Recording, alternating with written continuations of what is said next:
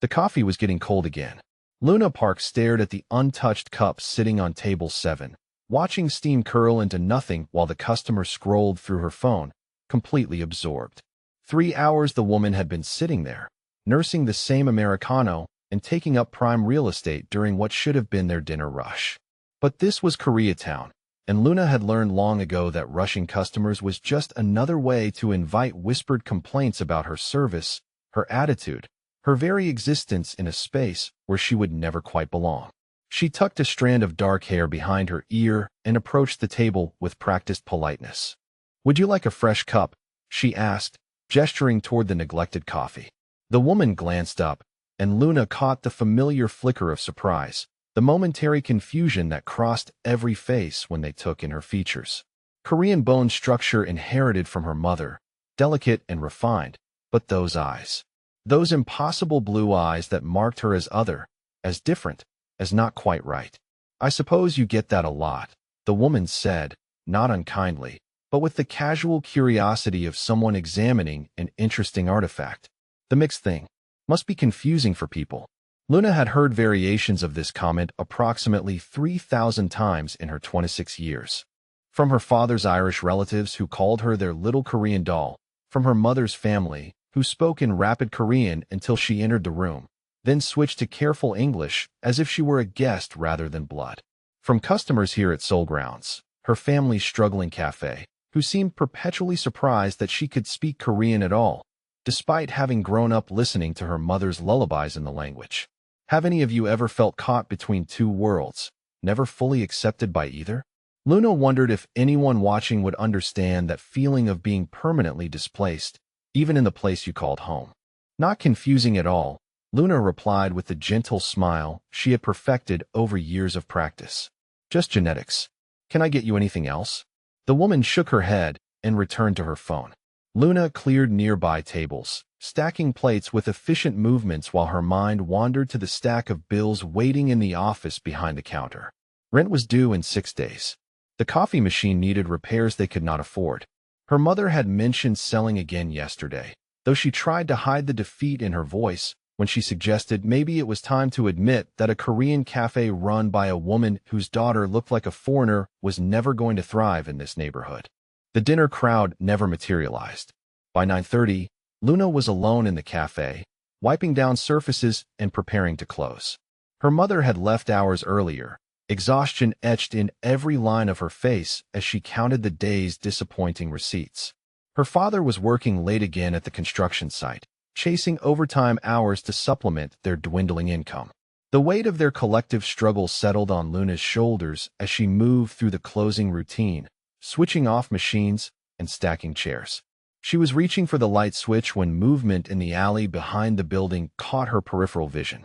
Through the small window above the sink, she could see into the narrow space between Soul Grounds and the dry cleaner next door.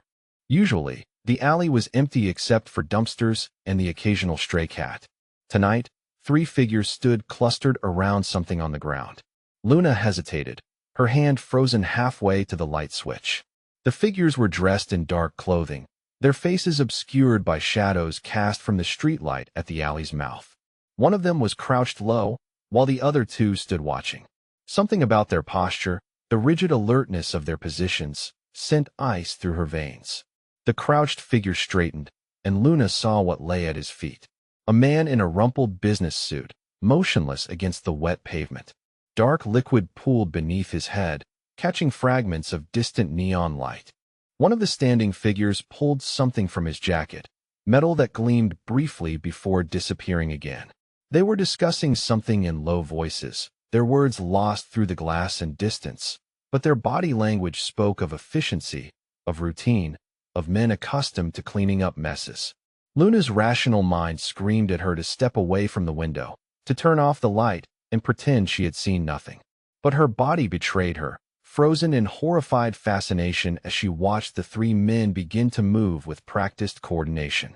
2 of them grabbed the motionless figure under the arms while the third produced a tarp from somewhere in the shadows. That was when one of them looked up. Their eyes met through the small window, and Luna felt her world tilt sideways. The man staring back at her was young, maybe early 30s, with sharp features and dark hair swept back from his forehead. Even in the dim light, she could see the moment of recognition in his expression, the calculation that flickered across his face as he took in her distinctive features. Her blue eyes. He said something to his companions, gesturing toward the window. All three men turned to look at the cafe, at the light still glowing behind Luna's silhouette. She stumbled backward, finally finding the presence of mind to flip the switch and plunge the space into darkness. Her heart hammered against her ribs as she pressed herself against the wall beside the window, breathing in short, panicked gasps. Maybe they had not gotten a good look. Maybe the distance and shadows had been enough to obscure her features. Maybe she could slip out the front door and disappear into the late-night foot traffic along Western Avenue before they realized which building they had been observed from. She was halfway to the front door when she heard the sound of the back alley door being tested. Metal against metal, the scrape of someone checking whether the rear entrance was secured. Luna's keys jingled in her trembling hands as she fumbled with the front locks, desperate to escape before whoever was trying the back door decided to come around to the street. The locks finally clicked open just as she heard footsteps on the sidewalk outside. Multiple sets, moving with purposeful coordination. Through the front window, she could see black sedans pulling up to the curb, their engines running, their occupants invisible behind tinted glass. Luna ran. She bolted through the front door and turned left, away from the gathering cars, her sneakers slapping against wet pavement as she sprinted toward the intersection. Behind her, she heard car doors slamming, voices calling out in rapid Korean. She could not make out the words, but the tone was unmistakably urgent. The bus stop at Olympic Boulevard had never seemed so far away. Luna's lungs burned as she pushed herself faster, weaving between late-night pedestrians and dodging around food trucks closing for the evening.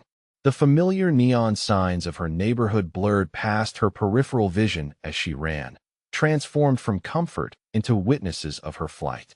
At the intersection, she risked a glance over her shoulder. Two men in dark suits were following on foot, maintaining a steady pace that suggested confidence rather than desperation. They were not running because they did not need to run. They knew where she was going. Luna turned the corner and immediately understood her mistake. Olympic Boulevard stretched before her, wide and well-lit, offering no place to hide and no convenient crowds to disappear into. The bus stop sat empty under harsh fluorescent lighting, a beacon announcing her location to anyone who cared to look. She needed to get off the street. Her apartment was 12 blocks away, too far to reach before the men caught up to her. But there was a 24-hour laundromat 2 blocks down, always busy with shift workers and night owls. She could blend in there, maybe use their phone to call her parents or the police. If the police would even believe her. Luna forced her shaking legs to carry her toward the laundromat's neon sign, trying to look casual despite the terror coursing through her system. She had witnessed a murder. Those men had seen her face, had noted her distinctive eyes that made her impossible to forget or mistake for someone else. Everything her mixed heritage had cost her over the years, all the ways it had made her stand out when she desperately wanted to blend in, had just become a liability that might cost her life. The laundromat's door chimed as she entered, and Luna immediately felt the weight of suspicious glances from the handful of customers feeding quarters into machines. She approached the counter where a bored-looking attendant was reading a Korean newspaper. "Could I use your phone?" she asked, trying to keep the desperation out of her voice. "It's an emergency." The attendant looked up, taking in Luna's flushed face and obvious distress. His expression shifted from annoyance to concern as he reached for the cordless phone beside his register. "You okay, miss?" Before Luna could answer, the door chimed again. Two men in expensive suits entered, their eyes scanning the space with professional thoroughness. Luna's blood turned to ice as she recognized one of them from the alley, the one who had stared directly at her through the cafe window. His gaze found her immediately, lingering on her face with the satisfaction of a hunter who had cornered his prey. "Actually," Luna said to the attendant, her voice barely above a whisper, "I think I'll call later." But even as she said it, she knew it was too late. There was nowhere left to run. Luna made it exactly 6 blocks before they caught her. The Greyhound station had seemed like salvation when she stumbled through its doors at 3 in the morning, clutching the emergency cash she kept hidden in her apartment and a hastily packed duffel bag. The next bus to anywhere was leaving in 47 minutes. She bought a ticket to San Francisco with shaking hands, telling herself that distance was all she needed. Distance and time for the men in suits to decide that one witness was not worth the trouble. She was wrong. They moved with the quiet efficiency of professionals, surrounding her at the departure gate before she even realized they were there. No dramatic confrontation, no raised voices to draw attention from other late-night travelers. Just a gentle but firm hand on her shoulder and a voice speaking softly in accented English. Mississippi Park, please come with us. Luna looked up into the face of a man she had never seen before, younger than the ones from the alley, with carefully styled hair and a suit that probably cost more than her family made in 3 months. His expression was polite, almost apologetic, but his grip on her arm left no room for argument. I think you have me confused with someone else, Luna said, her voice barely steady. The man's smile was genuinely warm. Your eyes are quite distinctive, Mississippi Park. There is no confusion. The ride through pre-dawn Los Angeles passed in surreal silence. Luna sat between 2 silent men in the back of a black sedan that smelled of leather and expensive cologne, watching familiar streets transform into unfamiliar territory as they headed deeper into Koreatown. She had lived in the neighborhood her entire life, but the car took turns down streets she had never explored, past buildings that looked residential from the outside but somehow felt different in the darkness. They stopped in front of what appeared to be an upscale Korean barbecue restaurant, its neon sign dark but elegant even without power. One of her escorts opened her door with the same polite formality he might show a dinner guest, gesturing for her to precede him toward the entrance. Inside, the restaurant was anything but closed. Soft lighting revealed a space that looked like it belonged in Beverly Hills rather than this industrial corner of Koreatown. Rich wood paneling, pristine white tablecloths, and the kind of understated luxury that whispered rather than shouted about money. But it was the men seated at various tables that made Luna's stomach drop. They were all Korean, all dressed in expensive suits, and all watching her with expressions that ranged from curiosity to calculation. Luna Park, a voice said from the back of the restaurant. Please sit. The man approaching her was perhaps 32, with sharp cheekbones and hair swept back in a style that suggested both money and careful attention to appearance. He moved with the kind of confidence that came from never having to question whether he belonged in a space. His suit was charcoal gray and perfectly tailored, his shoes Italian leather that clicked softly against the polished floor. But it was his eyes that held Luna's attention, dark and intelligent, studying her face with an intensity that made her feel like a specimen under examination. You are Junho Kim, she said, though she had no idea how she knew this. He smiled, and Luna was surprised to find it reaching his eyes. I am. And you are the woman with the interesting timing. Junho gestured to a chair at a table that had been set for 2, complete with what appeared to be a full Korean meal. Luna remained standing, acutely aware of the other men in the restaurant who had abandoned any pretense of their own conversations to listen. I saw something I should not have seen, Luna said. I understand that puts you in a difficult position, but I want you to know that I have no intention of speaking to anyone about what happened. I just want to disappear. You will never see me again. Unfortunately, that is not entirely up to you, Junho replied, pulling out her chair with old-world courtesy. Please, you must be hungry. Luna sat because standing felt like a challenge she was not equipped to issue.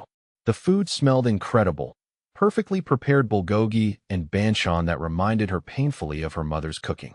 Her stomach clenched with hunger she had been too terrified to notice. From across the restaurant, an older man with silver hair and deeply lined features approached their table. He spoke rapidly in Korean, gesturing toward Luna with obvious agitation. She caught fragments of the conversation, her limited Korean picking up words like problem and witness and disposal. Junho responded in the same language, his tone respectful but firm. The older man continued his protests, but Luna noticed something shift in his expression when Junho said something about blue eyes and fortune. The silver-haired man leaned closer to Luna, studying her face with the same intensity Junho had shown. He muttered something under his breath that sounded like a prayer or perhaps a curse, then returned to his table where he began an animated conversation with his companions. What did you tell him? Luna asked. Junho picked up his chopsticks and began serving food onto both their plates with practiced ease. I told him about your eyes. About the interesting timing of your appearance in our lives. Luna touched her face self-consciously. What about them? In traditional Korean folklore, blue eyes are considered extremely fortunate. Lucky. Some of the older generations still believe that certain physical characteristics can influence the success of business ventures. He paused, considering his words carefully. We have had a difficult few months.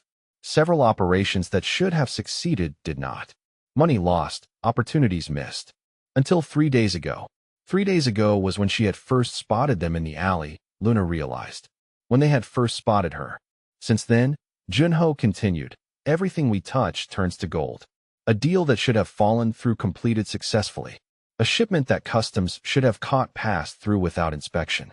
A rival organization that was planning to move against us suffered an unexpected setback. He met her eyes across the table. Some of my associates believe your presence has changed our luck. That is ridiculous, Luna said, though her voice lacked conviction. Perhaps. But Lee Sejangnam, he gestured toward the silver-haired man, has been in this business for 40 years. He remembers stories his grandmother told him about blue-eyed fortune bringers. When I told him that our recent success coincided exactly with the first time you saw us, he became very interested in ensuring your continued good health. Luna stared at the food growing cold on her plate. So instead of killing me, you want to keep me as some kind of mascot? I want to keep you safe, Junho said quietly. Whether you believe in luck or not, the fact remains that certain people now consider you valuable. Others still consider you a liability. Under my protection, you are neither. You are simply someone who will be well cared for until we can determine the best path forward. And if I refuse? Junho's expression remained gentle, but Luna caught the steel underneath. I hope you will not. Around them, the restaurant had begun to empty as the other men finished their meals and departed through various exits.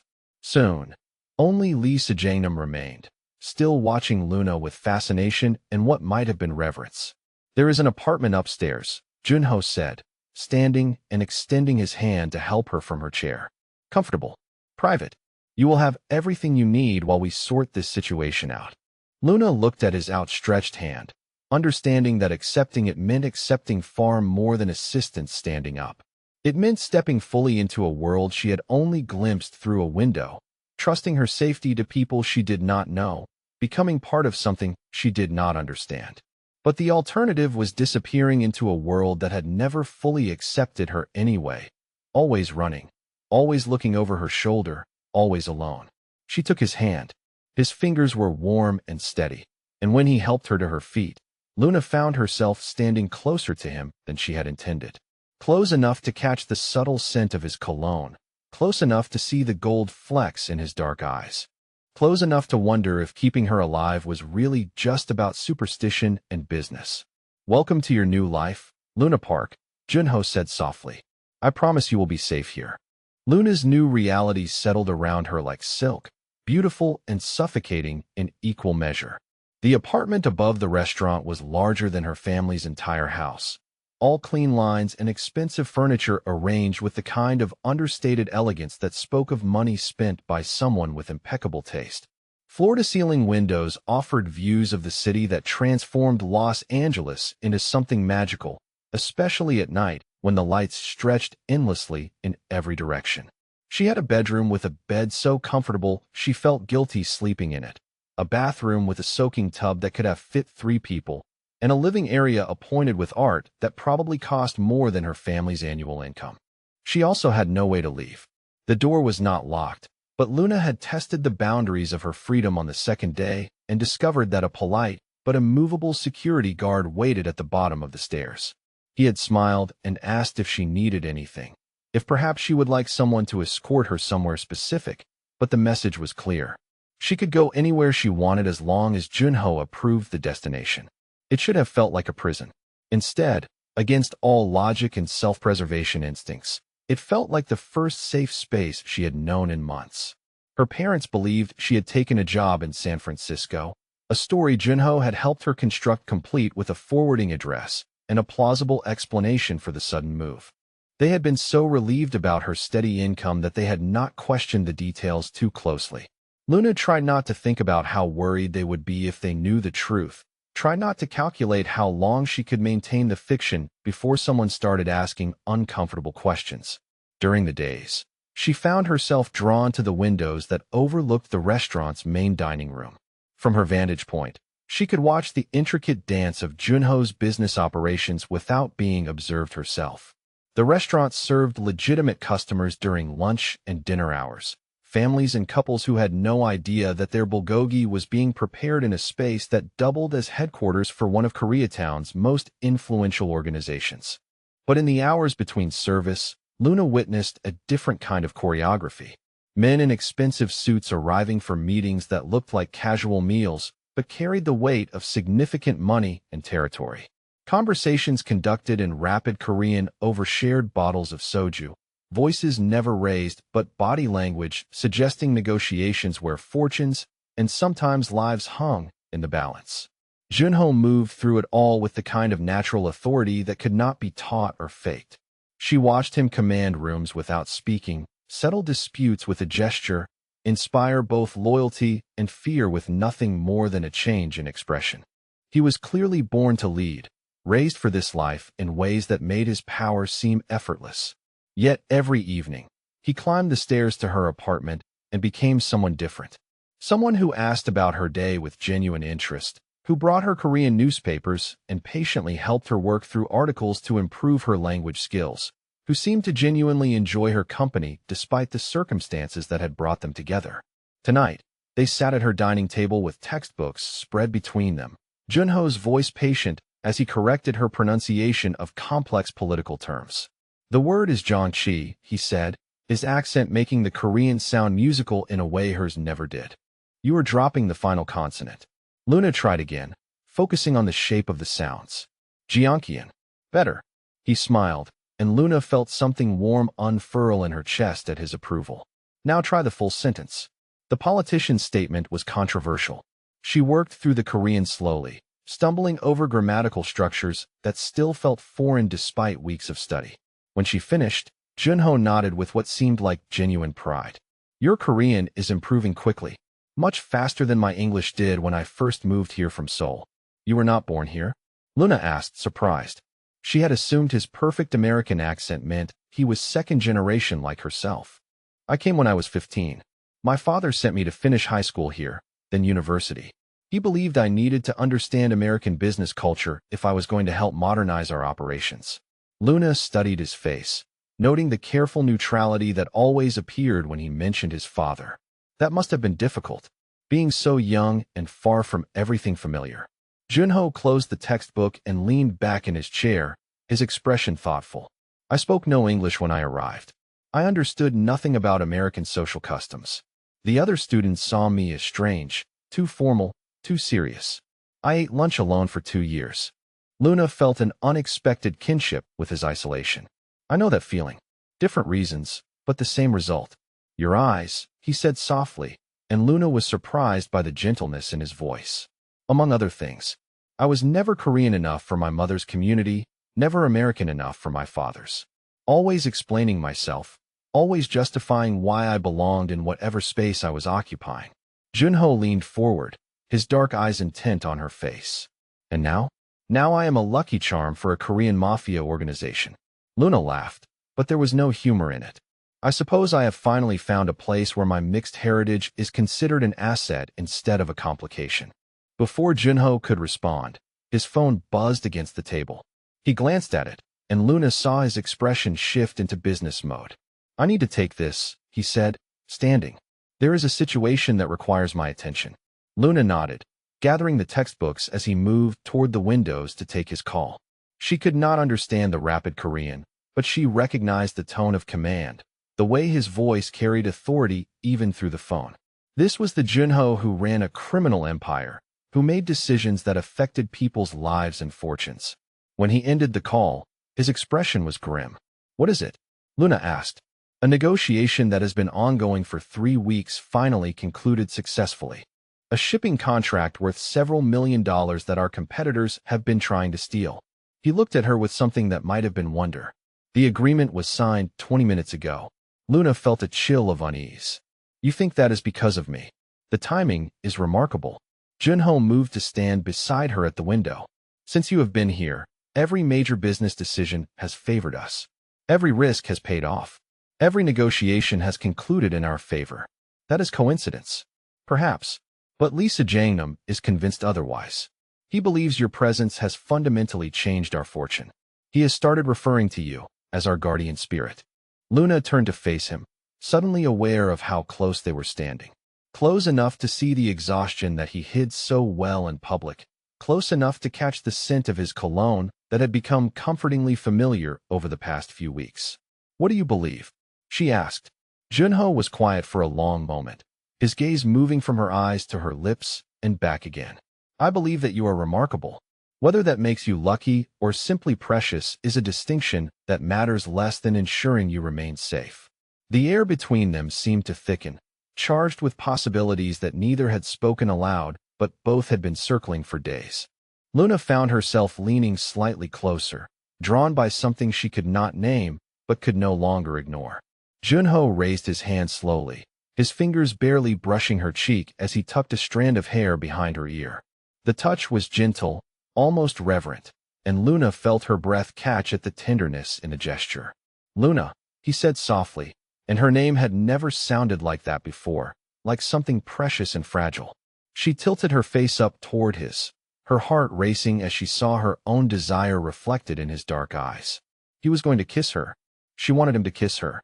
Nothing about this situation made sense, but standing here in the golden light from the restaurant below, she felt like she was exactly where she belonged.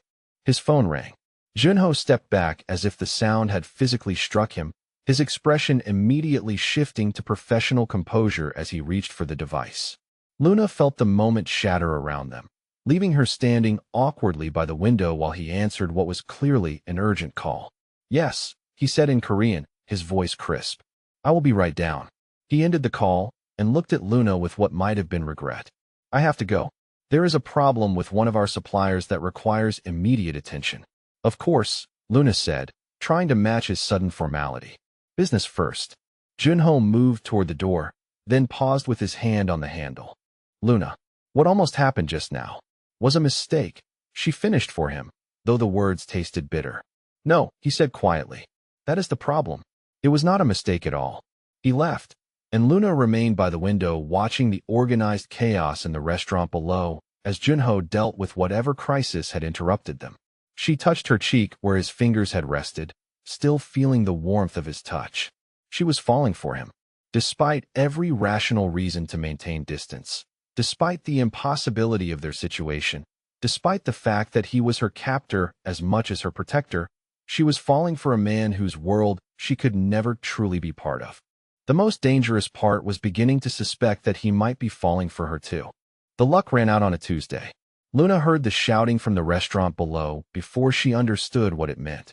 Voices raised in rapid Korean, the sound of chairs scraping against hardwood, footsteps moving with urgent purpose. She moved to the window overlooking the dining room and saw chaos where there should have been the usual controlled efficiency of evening operations. Junho stood at the center of it all, his suit jacket discarded, his white shirt stained with something dark that made Luna's stomach clench with fear. Around him, his men gestured angrily while Lisa Jangnam sat slumped at a corner table, his face gray with what looked like shock. One of the younger men, someone Luna recognized but whose name she had never learned, was pointing directly at the ceiling. At her window, his voice carried clearly enough for her to catch fragments of his Korean, words like curse and foreign devil and mistake that made her blood run cold. The warehouse operation had failed. Spectacularly. 3 men arrested, $2 million in merchandise seized by customs, and worst of all, information that suggested someone had informed the authorities about the timing and location of the shipment. The first major failure since Luna's arrival, and clearly some of Junho's organization believed her luck had not just run out, but reversed itself entirely. Luna stepped back from the window as she saw Junho's head turn upward, his expression unreadable even from this distance. A few minutes later, she heard his footsteps on the stairs, heavier than usual, carrying the weight of a very long day. When he entered the apartment, Luna was struck by how exhausted he looked. The careful composure he maintained in public had cracked, revealing someone who carried far more responsibility than any one person should bear. "Bad day?" she asked, though the question felt inadequate given what she had witnessed. Junho moved to the bar cart in the corner and poured himself 3 fingers of whiskey. He drank half of it before responding. "Some of my men believe you have brought us misfortune. They think your presence has angered whatever spirits were blessing our operations. And what do you think?" He finished the whiskey and set the glass down with careful precision. "I think that superstition is a dangerous foundation for business decisions. But I also think that when men are afraid, they look for someone to blame." Luna felt ice settle in her stomach. "Am I in danger?" "Not while I am alive to prevent it." Junho's voice carried absolute conviction, but Luna caught the qualifier that made her heart race. "What happened today?" "A shipment that should have been routine. We have been moving products through the same channels for 2 years without incident.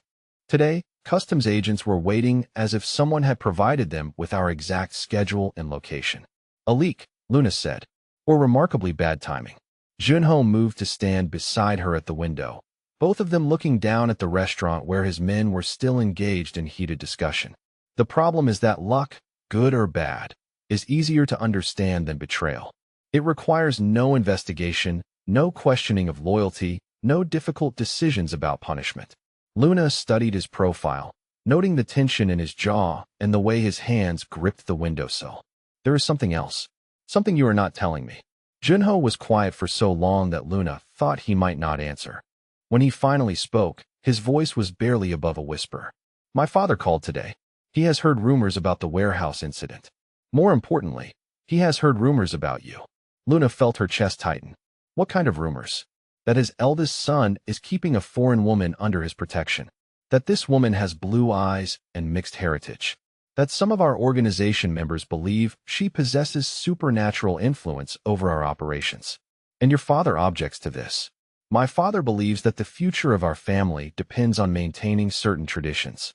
Korean bloodlines, Korean customs, Korean wives who can produce Korean heirs to continue our legacy." He paused, his knuckles white where they pressed against the windowsill. "He has arranged 3 different marriage meetings for me in the past 6 months. All with daughters of respected Korean families. All with women who would be considered appropriate matches for someone in my position." Luna felt something cold and sharp settle in her chest. "Of course he has. I have refused all of them. Before I met you, I refused them because I was not ready for marriage. Now I refuse them because I cannot imagine marrying someone I do not love." The words hung in the air between them, heavy with implications that neither had been willing to voice until now. Luna turned to face him, studying his expression for signs that he might not mean what she hoped he meant. "You love me," she said, and it was not quite a question. "I am trying very hard not to." Junho's smile was rueful and completely without humor. "You are everything I should not want. Foreign, complicated, dangerous to my family's reputation and my organization's stability. Loving you is possibly the most foolish thing I have ever done." Luna felt tears prick her eyes, though she could not say if they came from joy or despair, because loving him back was equally foolish and equally inevitable. "I know something about being the wrong choice," she said softly. "My mother's family made it clear that my father was a mistake, that marrying outside their culture was a betrayal of everything they valued. My father's family treated my mother like an exotic curiosity, someone interesting to display but never quite to accept. Their marriage was built on love, but love was not enough to protect them from the judgment and rejection they faced from both communities. And yet they stayed together. They stayed together and spent 30 years being outsiders everywhere they went." Luna met his eyes. Their love was real, but it cost them everything else. No support from family, no acceptance from their communities, no place where they truly belonged except with each other. Junho reached for her then, his hands cupping her face with the same gentleness he had shown by the window the night before. "Is that what you think would happen to us?" Luna leaned into his touch, her heart breaking and healing simultaneously. "I think we would face the same choice they did. Love each other and lose everything else, or preserve everything else and lose each other. And which would you choose?" Before she could answer, he kissed her. It was nothing like the tentative, interrupted moment they had shared the night before. This kiss was desperate and tender and full of everything they had been holding back for weeks. Luna felt herself melting against him, her hands fisting in his shirt as he pulled her closer, as if proximity alone could solve the impossible situation they found themselves in. When they finally broke apart, both breathing unsteadily, Junho rested his forehead against hers. "I would choose you," he said quietly. "Every time, in every situation, I would choose you. Even if it means losing your family's approval, your position in the organization." Even then, Luna felt something shift inside her, some final wall crumbling under the weight of his certainty. She had spent her entire life being the wrong choice for everyone who claimed to love her. Here was someone offering to choose her anyway, to face the consequences together rather than ask her to change. Before she could respond, they heard the sound of breaking glass from downstairs, followed by shouts and what sounded like gunfire. Junho moved instantly, pulling Luna away from the window and positioning himself between her and the door. "Stay here," he ordered, his hand moving to something concealed beneath his jacket. "Do not leave this apartment no matter what you hear." "What is happening?" "Retaliation." Junho's expression was grim as more sounds of conflict drifted up from below. "The rival organization that has been pushing into our territory decided tonight was the perfect time to test our defenses while we are dealing with internal discord." He moved toward the door, but Luna caught his arm. "Be careful," she said, and was surprised by how much terror she felt at the thought of him walking into danger. Junho kissed her forehead, quick and gentle. "I will come back to you." He left, and Luna spent the next hour listening to sounds of violence from below while pacing her apartment like a caged animal. She heard gunshots, breaking glass, and raised voices, but no way to know if Junho was safe or hurt or worse. When the sounds finally died down and she heard his familiar footsteps on the stairs again, Luna nearly collapsed with relief. But when he entered the apartment, she saw blood on his shirt and a cut along his cheekbone that made her heart clench. "You are hurt," she said, moving toward him before he could protest. "It is nothing serious," Junho replied, but he did not resist when Luna guided him to the couch and went to find the first aid kit she had noticed in the bathroom. She cleaned his wounds with gentle efficiency, her fingers steady despite the adrenaline still coursing through her system. This close, she could see other small injuries, bruises forming along his ribs, scrapes on his knuckles that suggested the violence had been personal and brutal. "The men who attacked tonight," Luna said as she applied antiseptic to his cheek, "they will come back." "Not those particular men," Junho replied, his meaning clear and chilling. Luna paused in her ministrations. "You killed them. I protected what is mine." The possessiveness in his voice should have frightened her. Instead, Luna felt something warm and fierce unfurl in her chest at being claimed so completely. "What happens now?" she asked. "Now I make some very permanent decisions about eliminating the original witnesses to the alley incident. No one else can identify you, which means no rival organization can use you against me. That will start a war." Junho caught her hand as she reached for more gauze, his fingers intertwining with hers. "There is already a war. The question is whether I fight it with you safe beside me or spend my energy worrying about your protection while trying to manage everything else." Luna understood what he was asking. Stay with him fully and permanently and accept everything that came with that choice. Or leave now, while he could still arrange her safety elsewhere, and let him face his battles alone. She thought about her parents, about the life she had left behind, about all the ways this decision would complicate everything she had ever known about herself.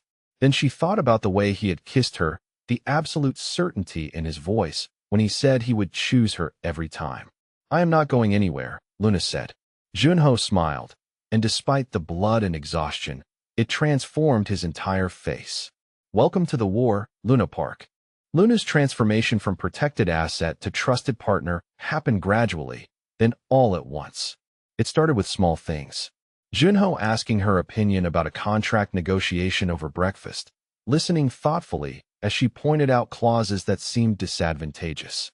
Luna suggesting a different approach to a shipping route that would avoid the increased customs scrutiny they had been facing. Her observations about which restaurant customers seemed genuinely interested in Korean food versus those who were clearly conducting surveillance. Within 3 weeks, she was sitting in on strategy meetings. The first time Junho invited her to join a discussion with his senior lieutenants, Luna felt every pair of eyes in the room tracking her movement to the conference table. Lee Sejangnam nodded respectfully, his earlier superstitions about her lucky influence having evolved into genuine respect for her analytical mind. The younger men maintained polite expressions while clearly questioning why a woman with no criminal experience was being consulted about operations that could affect millions of dollars. Luna proved herself by identifying the flaw in their money laundering system that customs agents had likely exploited during the warehouse raid. She spent 20 minutes outlining how their paper trail created predictable patterns that any competent investigator could follow, then suggested a rotation system that would randomize their transactions enough to obscure the underlying structure. The room fell silent when she finished. Then Lee Sejangnam began asking detailed questions about implementation timelines and risk assessment, and Luna realized she had just become more than a mascot or a protected witness. She had become valuable in her own right. That night, she moved her belongings from the guest bedroom to Junho's private suite. The decision felt natural, inevitable, like the conclusion to a conversation they had been having for months without words. Luna knocked on his door after the evening meeting concluded, carrying the small duffel bag that contained everything she owned in this new life. "I thought," she said, then paused, suddenly uncertain about the presumption implicit in her presence. Junho opened the door wider without speaking, his expression warm with something that looked like relief, as if he had been hoping she would make exactly this choice but had not wanted to pressure her into it. His suite was larger than her previous room, but somehow more intimate, decorated in deep blues and warm wood tones that felt masculine but not unwelcoming. Personal touches she had not seen elsewhere revealed glimpses of who he was beyond his professional role. Books in both Korean and English, photographs of mountains that suggested he missed the landscapes of his childhood, a guitar that looked well used despite his claims of having no time for hobbies. That night they made love with a tenderness that surprised Luna with its intensity. Every touch seemed deliberate, reverent, as if they were both acutely aware of how precarious their happiness was and determined to treasure each moment they had been given. Afterward, lying in his arms with her head on his chest, Luna felt something she had never experienced before: complete belonging. Not the conditional acceptance she had grown up with, but the bone-deep certainty that she was exactly where and with whom she was meant to be. The feeling lasted exactly 11 days. Junho's grandmother arrived on a Thursday, unannounced and formidable in the way that only elderly Korean women could be. She was tiny, perhaps 5 feet tall, but she commanded the restaurant like a general surveying her troops. Luna watched from the upstairs window as Lee Sejangnam and several other senior members bowed deeply upon her entrance, clearly treating her with the reverence reserved for royalty. Her name was Mrs. Kim, and she had raised Junho after his mother died when he was 12. She spoke no English, conducted herself with the dignity of someone accustomed to absolute respect, and had traveled from Seoul specifically to meet the foreign woman who had supposedly bewitched her grandson. Luna spent 2 hours getting ready for the introduction, changing clothes 3 times before settling on a conservative black dress that she hoped struck the right balance between respectful and modern. She practiced Korean phrases in the mirror, trying to prepare for what felt like the most important job interview of her life. Mrs. Kim studied Luna for a full minute in silence, her dark eyes taking in every detail from her carefully styled hair to her modest jewelry to the way she held herself while waiting for judgment. Luna forced herself to remain still under the scrutiny, maintaining eye contact while fighting the urge to fidget or apologize for her very existence. Then Mrs. Kim smiled. The older woman spoke rapidly in Korean, gesturing for Luna to sit beside her at a table that had been set with traditional tea service. Over the next hour, she asked questions about Luna's family, her education, her understanding of Korean customs, and her intentions toward her grandson. Luna answered as honestly as possible, stumbling occasionally with vocabulary, but managing to convey sincerity, if not perfect fluency. When Mrs. Kim finally rose to leave, she pressed something into Luna's hand, a small jade bracelet, worn smooth with age, that she indicated had belonged to Junho's mother. "She approves," Junho said later, finding Luna staring at the bracelet as if it were made of diamonds rather than stone. "My grandmother does not give away my mother's jewelry lightly." Luna felt tears threaten at the unexpected acceptance. "Your mother would have been okay with me? She would have loved your respect for our traditions despite not being born to them. She would have appreciated how hard you are working to understand our language and customs. Junho pulled her close, pressing a kiss to the top of her head. Most importantly, she would have seen how happy you make me. 3 days later, everything changed. Luna was reviewing shipping manifests in the restaurant office when she heard commotion from the dining room. Voices raised in alarm, the sound of chairs overturning, footsteps running toward the kitchen. She looked up to see men in masks moving through the space with military precision, clearly knowing exactly where they were going and what they intended to accomplish. By the time Luna understood she should run, it was too late. They zip-tied her hands and covered her head with a hood before dragging her through what felt like a maze of hallways and loading docks. The van ride passed in terrifying darkness, Luna's mind racing through possibilities while her captors spoke in dialect Korean she could not follow. By the time they removed the hood, she was in what appeared to be a warehouse, surrounded by men who looked at her with the kind of professional detachment that suggested violence was simply another business tool. The leader was perhaps 50, with graying hair and scars along his jawline that spoke of a long career in dangerous work. He introduced himself as Park Hyunwoo, though Luna suspected that was not his real name. He explained, with polite formality, that she had become an unfortunate pawn in a larger conflict between organizations. Your boyfriend has been expanding into territory that does not belong to him, Park said in heavily accented English, taking contracts that were promised to other families, disrupting arrangements that have existed for decades. We tried negotiating with him directly, but he seems to believe his recent luck makes him invincible. He gestured to a chair that had been placed in the center of the warehouse, and Luna realized with growing horror that this was not going to be a simple kidnapping for ransom. We are going to test that theory. You will call him and explain that his luck has run out, that he has 24 hours to withdraw from all disputed territories and compensate our organization for lost revenue. If he agrees, you go home unharmed. If he refuses, we discover whether his feelings for you are stronger than his business ambitions. Luna looked around the warehouse, noting exits and weapons and the number of men positioned between her and freedom. Even if she could somehow escape her restraints, the odds of reaching safety were essentially zero. I will not betray him, she said. Park's smile was patient and completely without warmth. We shall see. The next 18 hours tested every limit of Luna's endurance and determination. They did not break bones or leave marks that would show, but they made it clear that her comfort and ultimately her survival depended entirely on her willingness to cooperate.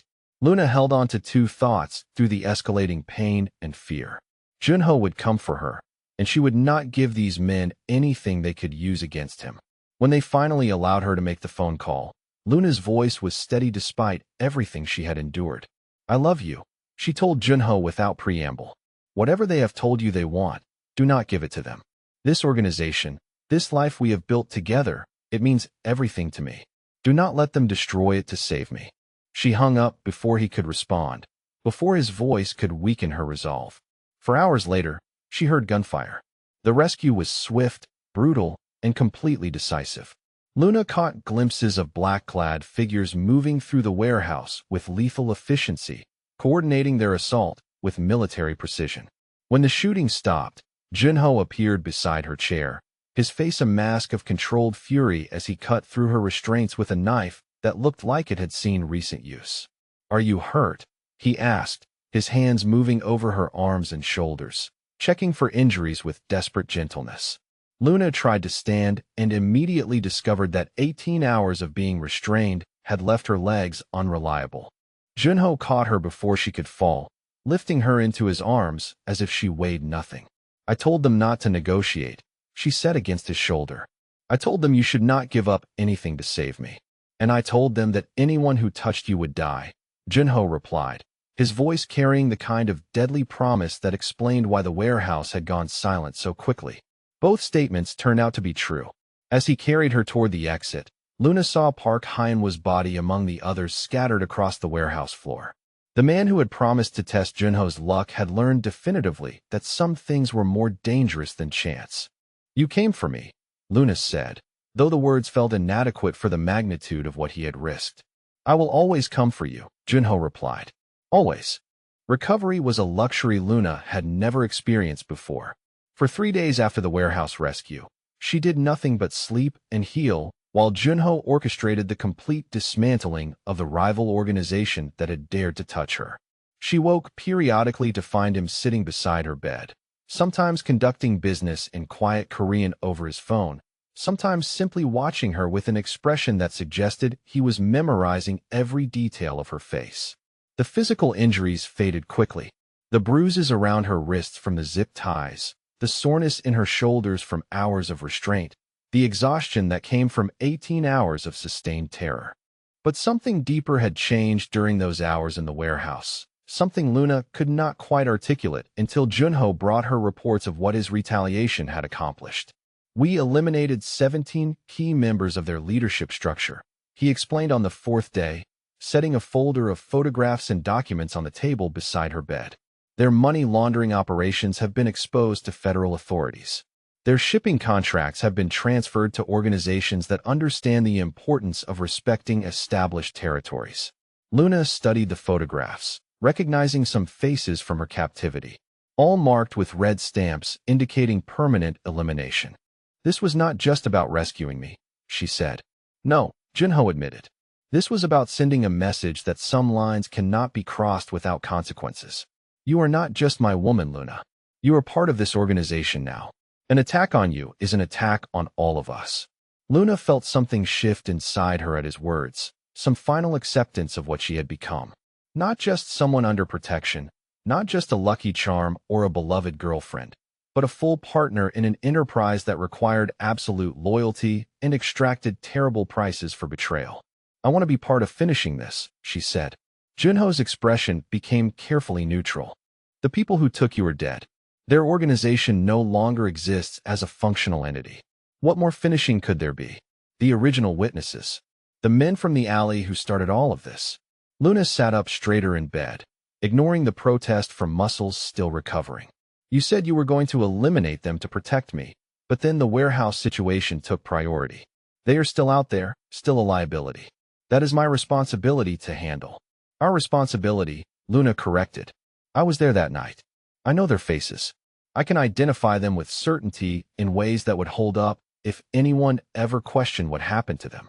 Junho was quiet for a long moment, studying her face as if looking for signs that she did not fully understand what she was suggesting. This is not a decision you can take back, he said finally.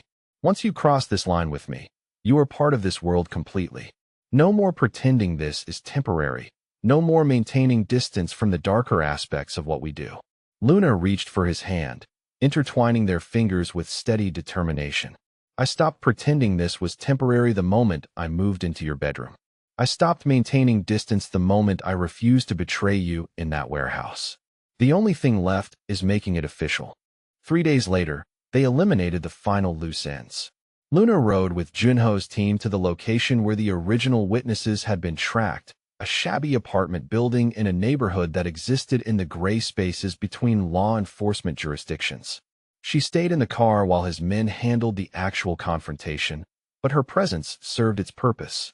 Positive identification, confirmation that these were indeed the men who had seen her face that night in the alley, verification that the threat was being eliminated completely rather than partially.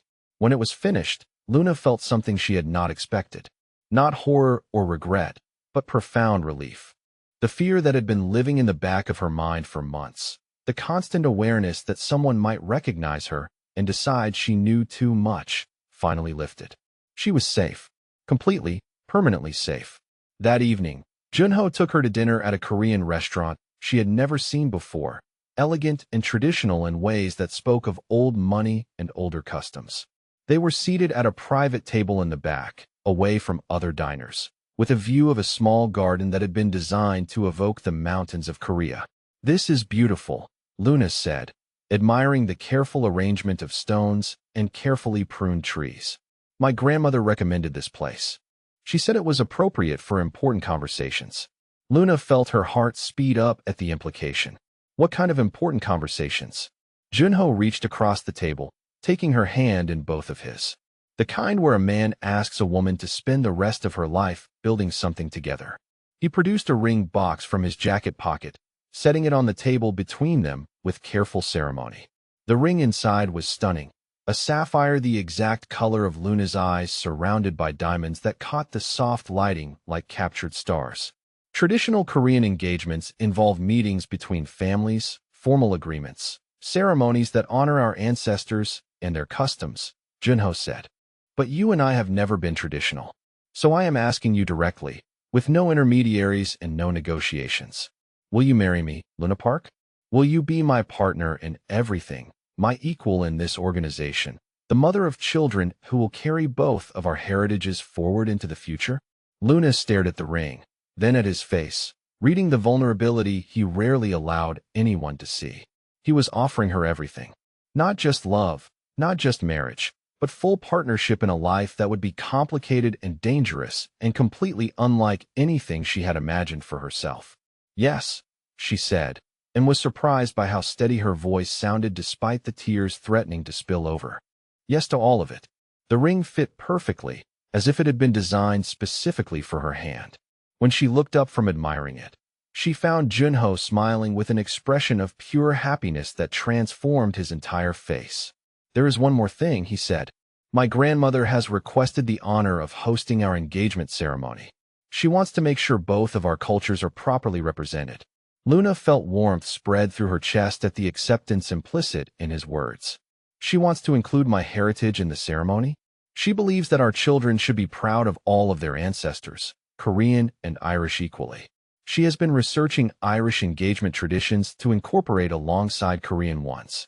2 weeks later, they stood in the private dining room of the restaurant where Luna had first met Lisa Jangnam, surrounded by members of Junho's organization and the few family members Luna felt safe inviting to witness her new life. Her parents had made the trip from their small apartment, dressed in their finest clothes and clearly overwhelmed by the luxury surrounding them, but determined to support their daughter's choices. Mrs. Kim presided over the ceremony with dignity that commanded respect from every person present. She had arranged for a traditional Korean tea service alongside an Irish hand-fasting ritual that she had somehow researched and adapted for their circumstances. Luna found herself deeply moved by the care the elderly woman had taken to honor both sides of her heritage, to create a ceremony that acknowledged where Luna had come from as well as where she was going. When they exchanged traditional Korean bows and shared the ceremonial tea, Luna felt the weight of generations accepting her into a family that traced its roots back centuries. When they bound their hands with Irish cord in the ancient symbol of unity, she felt her own heritage being honored and celebrated rather than tolerated or ignored. Lisa Jangnam spoke for the organization, formally welcoming Luna as a full partner and acknowledging her contributions to their recent successes. Her strategic mind, her linguistic skills, her ability to navigate between American and Korean business cultures, all assets that would strengthen their operations in legitimate enterprises as well as traditional activities. That night, lying in bed wearing her engagement ring and the jade bracelet that had belonged to Junho's mother, Luna felt the profound satisfaction of having found not just love, but belonging. Complete, unqualified belonging in a world that valued her contributions and celebrated her mixed heritage as strength rather than weakness. 6 months later, Junho surprised her by purchasing the building that housed Seoul Grounds and completely renovating it into the flagship location for a chain of upscale Korean cafes that would serve as the legitimate face of their business operations. Luna's parents would manage the day-to-day operations while Luna handled strategic planning and expansion. Her mother cried when she saw the beautiful new space, understanding that her daughter had found a way to honor their family's dreams while building something entirely new. The wedding took place on a perfect October evening, in a garden that had been transformed into something magical with thousands of lights and flowers that bloomed in both Korean and Irish traditions. Luna wore a hanbok for the traditional ceremony, then changed into an Irish-inspired gown for the reception, feeling beautiful and completely herself in both. Junho's vows, delivered in both Korean and English, promised partnership and protection and love that would transcend any cultural boundaries. Luna's vows promised loyalty and support and the kind of fierce devotion that had been tested in warehouses and proven unbreakable. During the reception, as they danced to music that blended traditional Korean instruments with Irish melodies, Luna caught sight of their wedding party. Lee Sejangnam beaming with pride, Mrs. Kim dabbing at her eyes with a handkerchief, her parents talking animatedly with Junho's business associates. Everyone celebrating not just their marriage, but the joining of families and cultures in ways that strengthened rather than divided. 1 year later, Luna stood in the nursery they had prepared in their new house, a sprawling property in the hills above Los Angeles that offered both security and space for the family they were building. She rested one hand on her rounded belly, feeling the baby move restlessly as if already eager to join the world waiting outside. Junho appeared in the doorway, carrying paint samples and wearing the kind of domesticated expression that would have been impossible to imagine during those early days when he was simply the dangerous man who had decided to keep her alive. "Still debating colors?" he asked, moving to stand behind her and wrapping his arms around her waist. "I want to get this right," Luna said, leaning back against his chest. "Our daughter will spend so much time in this room. It should be perfect." "She will be perfect regardless of the wall color," Junho said, pressing a kiss to the top of her head. "Beautiful and strong and completely fearless, like her mother." Luna smiled, thinking about the little girl who would arrive in 3 months. Korean and Irish, born into a world of legitimate businesses and family traditions, protected by an organization that had learned to value diversity as strength. Their daughter would never know what it felt like to be the wrong choice for anyone who claimed to love her. "What do you think she will look like?" Luna asked, a question that had become a favorite game between them. "Dark hair like mine," Junho said immediately. "My grandmother's stubborn chin." "Your laugh." "And her eyes?" Luna turned in his arms to face him, studying the man who had seen her blue eyes as fortune rather than foreign complication, who had chosen to build a life around protecting and celebrating everything that made her different. "Blue eyes," Junho said with absolute certainty. "Definitely blue eyes. Our lucky charm." Luna kissed him then, thinking about all the ways luck had brought them together. A wrong turn down an alley, a witness who should have been eliminated, a superstition about fortune and blue eyes that had saved her life and given her everything she had never dared to hope for. Their daughter would be born into acceptance, into a family that celebrated mixed heritage as blessing rather than burden, into a world where blue eyes were seen as beautiful rather than foreign. Through the nursery window, the lights of Los Angeles stretched endlessly into the distance, a city full of people from everywhere, building lives that honored the past while embracing completely new futures. Luna rested her hand over her heart, where the jade bracelet that had belonged to Junho's mother lay against her skin, and thought about the woman who would have loved seeing Korean and Irish traditions blending into something entirely new and completely beautiful. Some luck, she realized, was worth waiting a lifetime to find.